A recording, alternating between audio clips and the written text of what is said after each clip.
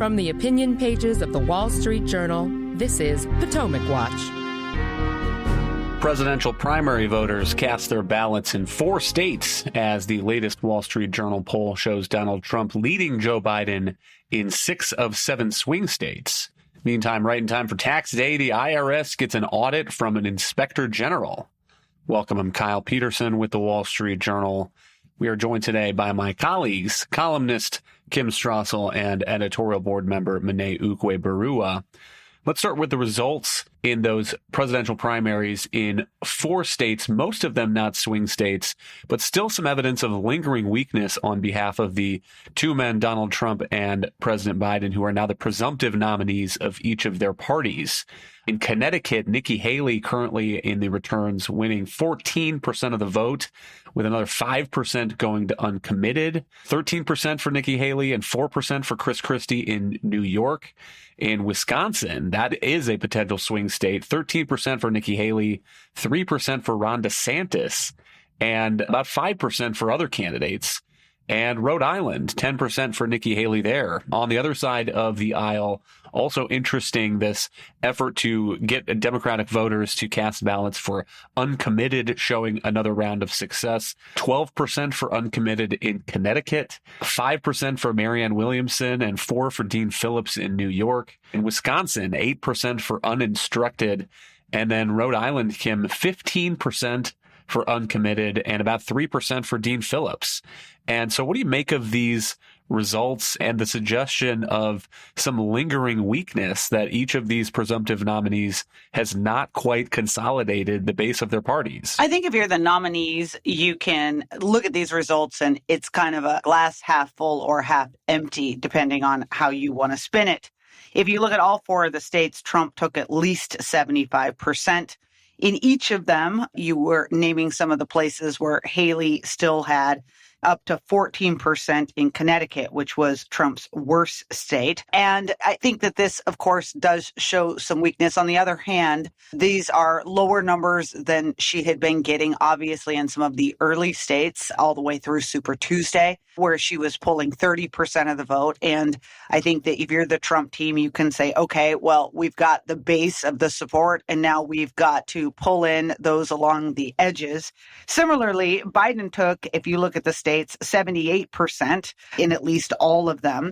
And then you look at those uncommitted votes. Rhode Island was one of his worst states, where there was 15% uncommitted. We don't know what the damage will be in New York, really, because New York does not have an uncommitted line on its ballot. Instead, those who were actively encouraging a protest vote were instructing people to leave their ballots blank. And we won't know how many blank ballots there were for a couple of days yet in New York.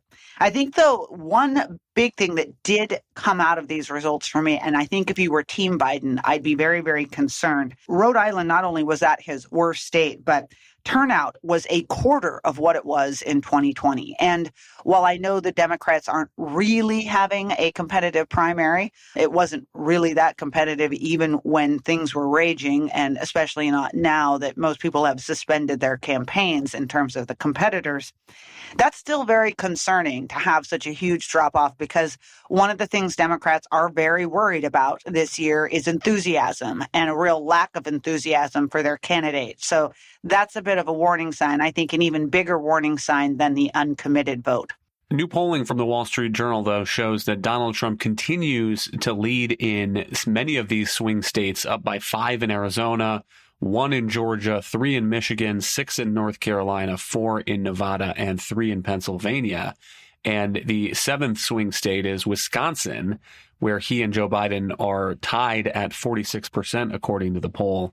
And just to underline what I said earlier, I think that's an interesting figure because, again, that's a state where Nikki Haley and Ron DeSantis are winning more than 15% of the primary vote after both of them have already dropped out of the race. And my read of how President Trump lost the 2020 election and lost Wisconsin in particular is exactly this, that there were many voters who reelected guys to Congress like Mike Gallagher, and those candidates for Congress Congress Republicans ran ahead of Trump by something like double the margin by which Trump lost the state. And so there seems to be a share of Republicans in Wisconsin who, at least in 2020, were prepared to vote Republican up and down the ticket, but were not prepared to give Donald Trump another term. And so, Monet, it is notable also that President Biden has done some ads trying to reach out to Nikki Haley voters saying, join me, though not making any policy concessions at the same time that might actually induce some of those Republicans to come over to his side. But I'm still seeing not a whole lot of outreach from Donald Trump's campaign. Yeah, it's interesting to look at the poll on the one hand, which, for all the reasons Kim pointed out, would be encouraging on the whole to the Trump campaign. He does have slight leads in just about all of these swing states, with the exception of Wisconsin. But on the other hand, if you go back to the 2020 election and look at some of the margins by which these states were decided, they are so slim that Donald Trump can't afford to rest on his laurels in any single one of them.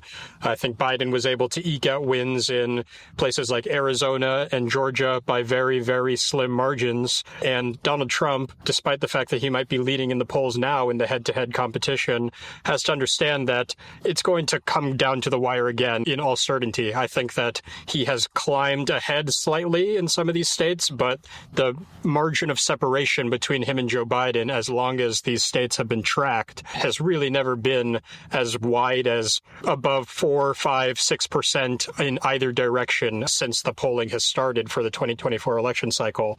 And so he should know that despite the fact that he no longer has any competition in the primary, building enthusiasm not just among his core base, but among every potential Republican voter is going to be key to that election night victory. And so he should be focused on ways to reach out to those former supporters of Nikki Haley, Ron DeSantis, etc. There isn't a great deal of evidence that he's done so. And I think the fact that people still come out to the polls to vote for other candidates shows that he isn't quite yet focused on getting every single one of these votes, people just coming home to him within the Republican Party when Election Day arrives. So there isn't much sign from within the campaign that they're developing a strategy in that vein. He seems really inclined to double down on exciting his base, especially with trials pending, but that could prove to be a huge mistake electorally.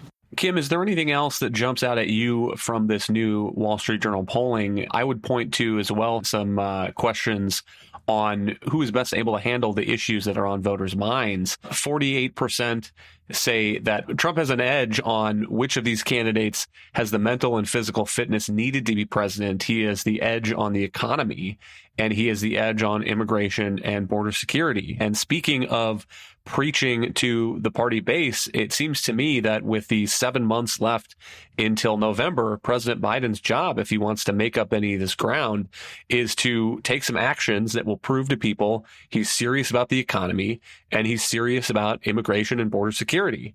And he just seems unwilling to do the kinds of things that might attract these swing voters if it would upset, the progressive base in his party. Yeah, and he's stuck between a rock and a hard place there, because not only does Donald Trump do better on those core issues of economy, inflation, and immigration, but the poll found that voters in those swing states are more focused on those issues than voters as a whole around the country.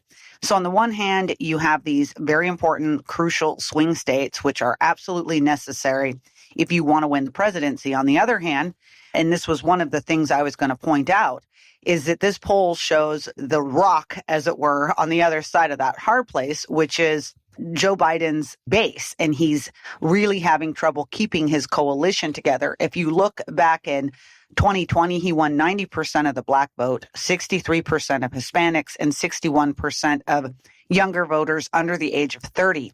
If you look at the numbers now, especially in those swing states, he's getting 68% of black voters, 48% of Hispanics, and 50% of those under 30. So double-digit drop-offs in all of those base categories. So he's trying to enthuse that base, as it were, but it isn't sitting well with many of those swing state voters that he needs to get back on board. The other really fascinating thing that jumped out of this is that when you look at these 7 swing states that the Journal polled, in most of these states, 6 out of the 7, Donald Trump is beating Joe Biden, both when you have a head-to-head matchup, but when you also add in third-party candidates. And when you look at Wisconsin, which is the one outlier, Joe Biden is ahead when he's on a multiple ballot with other candidates, but he's tied when he's head-to-head with Donald Trump. What does this mean? And this is what's fascinating. It suggests that the third-party candidates, in particular Robert F. Kennedy Jr., is, if anything, pulling support from Donald Trump, not from Joe Biden. And that was borne out by another question in this, in which it was generally found that half of Republican voters viewed RFK Jr. favorably, but only a quarter of Democrats did. And this kind of turns some things on its head. There has been a lot of guessing out there about what the presence of an RFK does on the ballot. Right now, it would seem that if anything, he's proving a little bit more damaging to Donald Trump.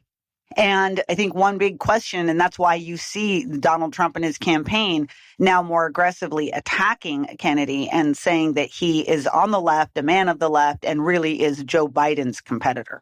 Hang tight. We'll be right back in a moment.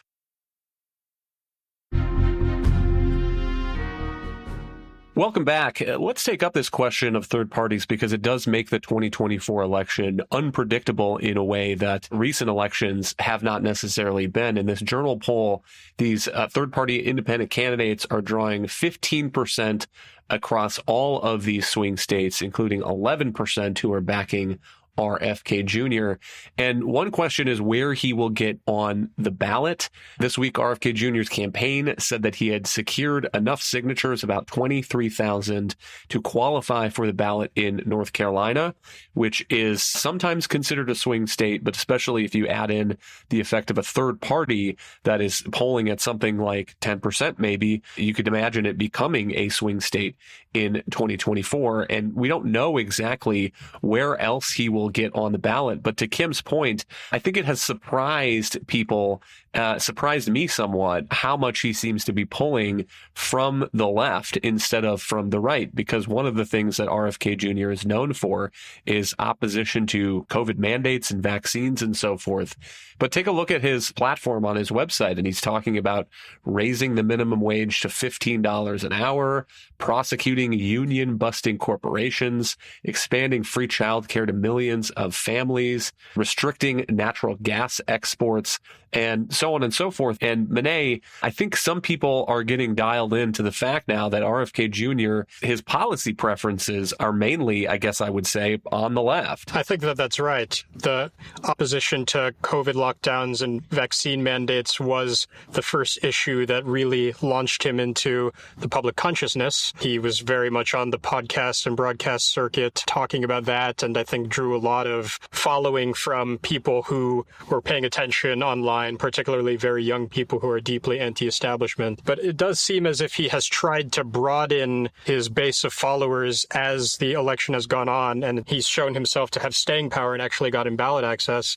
I think folks will remember his Super Bowl ad, which was essentially just a rebranding of a John Kennedy ad from 1960 with RFK replacing his uncle. And that was very much positioned as clothing himself in the Kennedy mantle. I'm a progressive for the modern times, and trying to appeal to people who are looking for policies of the kind that you mentioned, some of the things that are going to lift the minimum wage, address climate issues, etc. Some of that kind of bottom shelf optimism that a certain strain of progressive often buys into. So he's trying to combine these different bases of support. I do think it's interesting that he claims to have ballot access now in North Carolina, which would be the first large state and swing state that he would have gained access to after qualifying in places like Utah and New Hampshire. North Carolina, as you have said, it's debatable whether it's really a swing state in the sense that it's gone for a Republican candidate in the past few cycles, but the margin of victory for Trump has been quite small. It was just over 1% or so in 2020 that he was able to beat Joe Biden by. And so if RFK Jr. has as close to 10% or slightly more than that support in that state, that's something that could really affect the outcome depending on which candidate he draws more away from. But I think that Donald Trump is right to perceive that, especially if he's able to attack him publicly and describe his policies as being more liberal, that can, A, prevent some some of the establishment skeptic Trump supporters from potentially veering into Kennedy's camp, and it could also help to boost enthusiasm among a certain type of progressive to go ahead and vote for Kennedy. And so it's still unclear as of now what effect he's going to have in some of these states where he's on the ballot, but it does seem likely that he could potentially be drawing more support away from Biden than he does from Trump and make some of those swing states more likely to fall into Trump's camp in the end. Let's turn to one more result from Tuesday in Wisconsin. This was a pair of ballot measures that voters have approved. The first one would prohibit private funding of elections, and that passed on current results with about 54% of the vote. And the second would say that only public officials who are authorized to conduct election activities can do so, and that passed with about 59% of the vote. Kim, can you give us a sense of what this controversy about and why voters felt the need to put that in the law in Wisconsin? You bet. I mean, this is the Zuckerbucks controversy. And obviously, Mark Zuckerberg, the famous founder of Facebook, or Meta, if we now call it, back in the 2020 election, it started a nonprofit called the Center for Technology and Civic Life. And it ended up giving about $350 million in donations to nearly 2,500 election departments during the campaign. And it explained at the time that it was doing this for the, quote, safe administration of voting. And it did do things like buy plastic shields, etc. The money that was sent to these different outfits was used to try to make supposedly voting more safe. Now, Republicans viewed it very differently, and I have to say with some amount of reason, in that when you started doing a breakout of this money, it turned out that a lot of it went far more to counties that voted for Joe Biden than those that voted for Donald Trump. If you looked at a per head amount, the Capital Research Center actually did an analysis and found that for Georgia, just to give one example, there were average grants of $1.41 per head in Trump areas of Georgia, $5.33 in Biden ones. And there was a big view that this money in ways was used to boost Mr. Biden's turnout there and in other really key swing states. We can debate over the influence that this money had, but I think that it really struck a chord, and understandably that there was just something very, very wrong about private citizens and ones that clearly at times have had partisan affiliations or are viewed to have had partisan affiliations giving money to election administrators. And so this was Wisconsin's response to it, to say they do not appreciate the practice. This is something that's being talked about in other states as well. It was a ballot initiative that had been passed by the Republican legislature and put on the ballot in Wisconsin, but you can expect that we're going to see some more of this happening around the country as the days go forward.